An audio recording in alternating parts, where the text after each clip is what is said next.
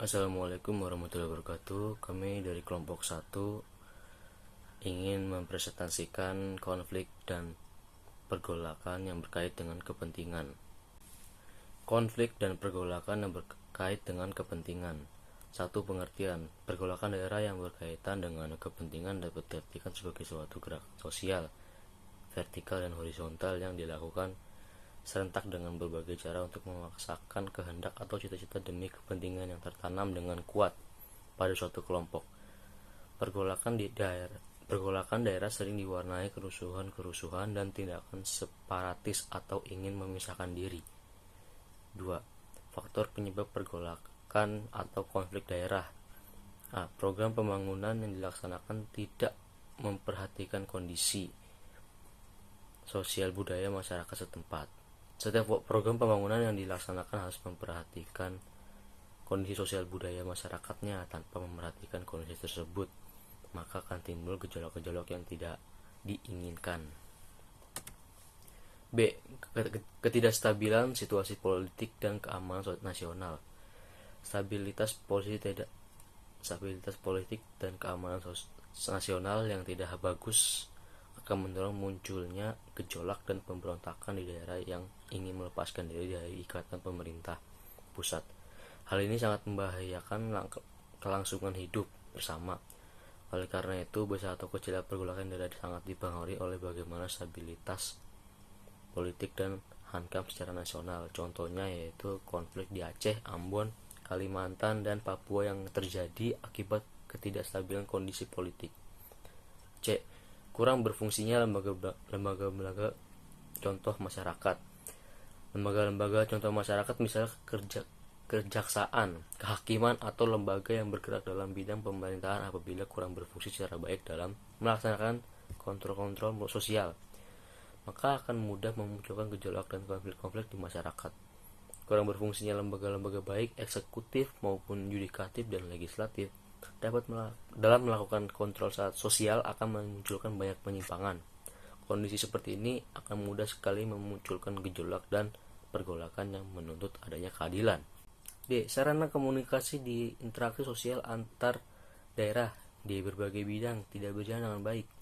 Kelancaran proses kontak sosial budaya sangat berpengaruh dalam meminimalkan munculnya gejolak atau konflik daerah. Semakin efektif saluran dan kontak komunikasi sosial, ekonomi, dan kebudayaan antar daerah atau antar suku, akan semakin banyak memberikan wawasan bagi pola pikir dan alternatif tindakan seseorang atau kelompok yang ada di masyarakat sehingga gejolak itu semakin kecil.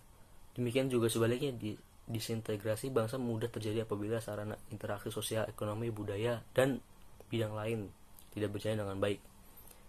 Masing-masing kelompok atau daerah mempunyai kesetiaan primordialisme yang berlebihan. Apabila masing-masing kelompok mempunyai kesetiaan primordialisme atau kesetiaan yang sangat berlebihan pada kelompok atau daerahnya, akan mudah sekali terjadi konflik atau gejolak di berbagai bidang.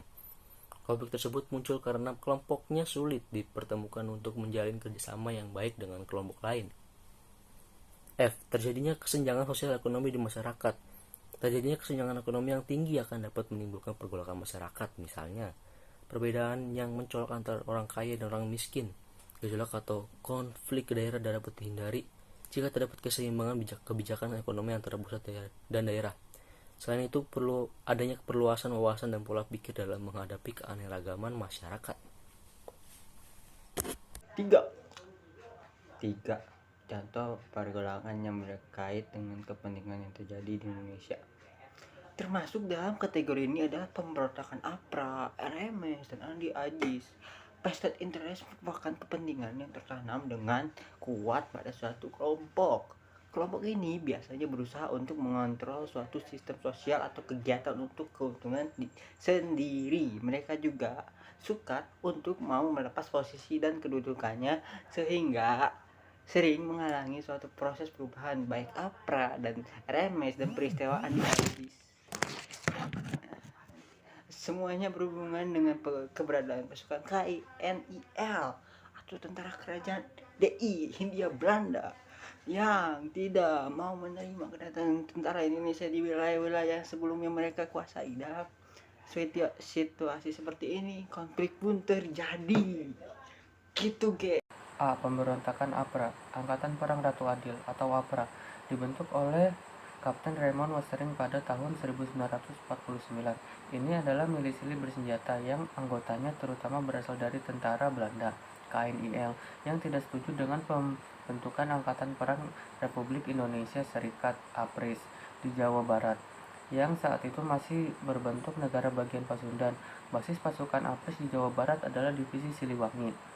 APRA ingin agar keberadaan negara Pasundan dipertahankan sekaligus menjadikan mereka sebagai tentara negara federal di Jawa Barat. Karena itu, pada Januari 1950, Westering mengultimatum pemerintah RIS.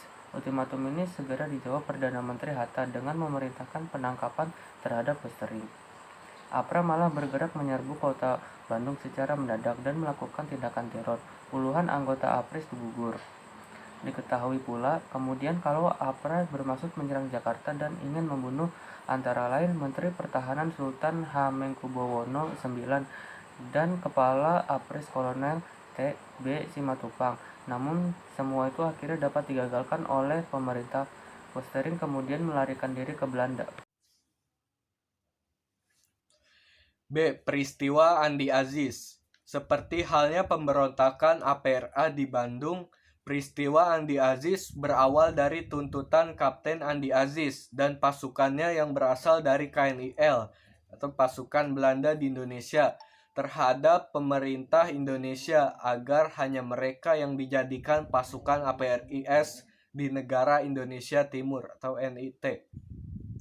Ketika akhirnya tentara Indonesia benar-benar didatangkan ke Sulawesi Selatan dengan tujuan memelihara keamanan, justru hal ini menyulut ketidakpuasan di kalangan pasukan Andi Aziz. Ada kekhawatiran dari kalangan tentara KNIL bahwa mereka akan diberlakukan secara diskriminatif oleh pimpinan APRIS atau TNI.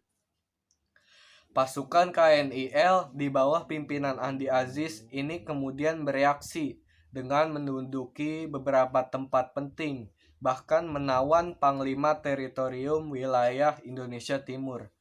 Pemerintah pun bertindak tegas dengan mengirimkan pasukan di bawah pimpinan Kolonel Alix Kawilarang.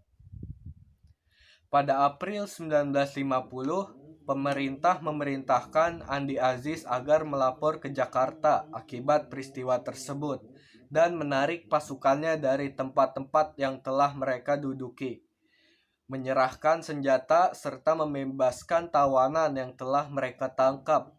Tenggat waktu melapor adalah 4 kali 24 jam. Namun Andi Aziz ternyata terlambat melapor sementara pasukannya telah berontak. Andi Aziz pun segera ditangkap di Jakarta setibanya ia ke sana dari Makassar. Ia juga kemudian mengakui bahwa aksi yang dilakukannya berawal dari rasa tidak puas terhadap APRIS. Pasukannya yang memberontak akhirnya berhasil ditumpas oleh tentara Indonesia di bawah pimpinan Kolonel Kawilarang. C. Pemberontakan Republik Maluku Selatan (RMS). Sesuai dengan namanya, pemberontakan RMS dilakukan dengan tujuan memisahkan diri dari Republik Indonesia dan menggantinya dengan negara sendiri. Diproklamasikan oleh mantan Jaksa Agung Negara Indonesia Timur, Dr. CHRS Somokil pada April 1950. RMS didukung oleh mantan pasukan KNIL. Upaya penyelesaian secara damai awalnya dilakukan oleh pemerintahan Indonesia yang mengutus Dr. Leimena untuk berunding, namun upaya ini mengalami kegagalan. Pemerintah pun langsung mengambil tindakan tegas dengan melakukan operasi militer di bawah pimpinan Kolonel Kawilarang. Kelebihan pasukan KNIL RMS adalah mereka memiliki kualifikasi sebagai pasukan komando. Konsentrasi kekuatan mereka berada di Pulau Ambon dengan Medan. Perbentengan alam yang kokoh bekas benteng pertahanan Jepang juga dimanfaatkan oleh pasukan RMS. Oleh karena medan yang berat ini, selama peristiwa perebutan pulau oleh TNI terjadi pertempuran frontal dan dahsyat dengan saling bertahan dan menyerang. Meski kota Ambon sebagai ibu kota RMS berhasil direbut dan pemberontakan ini akhirnya ditumpas, namun TNI kehilangan komando Letnan Kolonel Slamet Riyadi dan Letnan Kolonel Sodiarto yang gugur tertembak. Somokil sendiri awalnya berhasil melarikan diri ke Pulau Seram, namun dia akhirnya ditangkap tahun 1963 dan dijatuhi hukuman mati.